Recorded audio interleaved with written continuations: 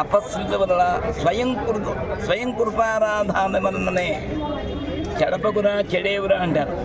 చెప్పుడు మాట వింటం కూడా తప్పే, అంటము తప్పే, వింటము తప్పే, గురువుగారు తప్పే, అంటము తప్పే. ఒకసారి నా భావం మాత్రమే చెబుతున్నా. ఆల్రెడీ ఒకసారి అయింది అయినా కూడా ఆయనకి ఇది ఎలా అయినా సరే ఇది చిన్న తుఫాన్ లాంటిదే. కానీ తుఫాన్లాగా చేయాలని కొన్ని దుష్టశక్తులు పిలిచినప్పటికీ కూడా తన కుటుంబ సభ్యుల సహకారంతో ఉభయ రాష్ట్రాల తెలుగు రాష్ట్రాల యొక్క అభిమానులతో అందరితో కూడా, అంటే ఇది మెగాభిమానులు కానీ అందులో అభిమానులు కానీ అందరూ ఒకటే, కౌరవ పాండవులు ఒకటే.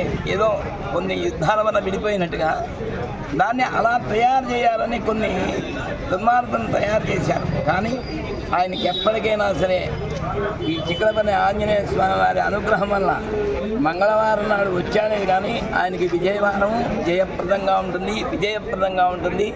రాబోయే రోజులు మంచివే. అయితే ఏంటంటే కొన్ని తగుని జాగ్రత్తలు తీసుకుని మంచి మాటలు, పెద్దల మాటలు, బంధువుల మాటలు విని వారు చెప్పినట్టు చేయాలి. అందుకనే మనం ఇంట గెలిచి రచ్చగలవారే అంటారు. అని ఇంట్లో పెద్దవాళ్ళ మాట విని బయటకు రావడం మంచిది. అందుకనే రక్షణ, శిక్షణ అన్నీ కూడా పెద్దవాళ్ళ శిక్ష. అందుకని ఇంట్లో పెద్దవాళ్ళు చెప్పేట్టు వింటే చాలా బాగుంటుంది.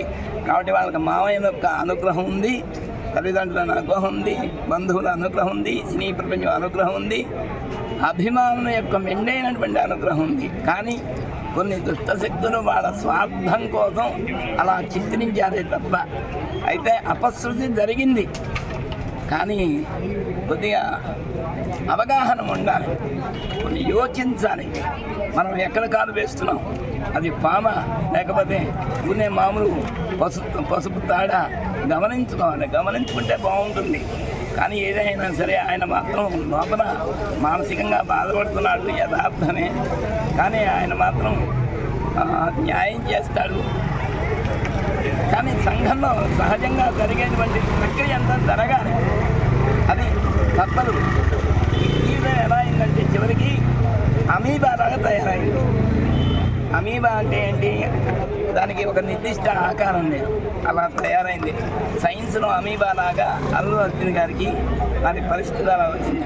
కానీ ఆయన క్షేమంగా ఉంటుంది నేను కోరుకుంటున్నాను, అంతేగాని ఆయన ఎవరో వేణుగారు, వేణు సిద్ధాంతి, ఆయన ఏదైనా చెప్పాడంటే, ఆయన ఏదైనా ఎవరికైనా చెప్పితే ఆయన ఎవరికైనా చెప్తారు, వాళ్ళే సంగతి అయిపోతారు. ఆయన నోరు మంచిది కాదు.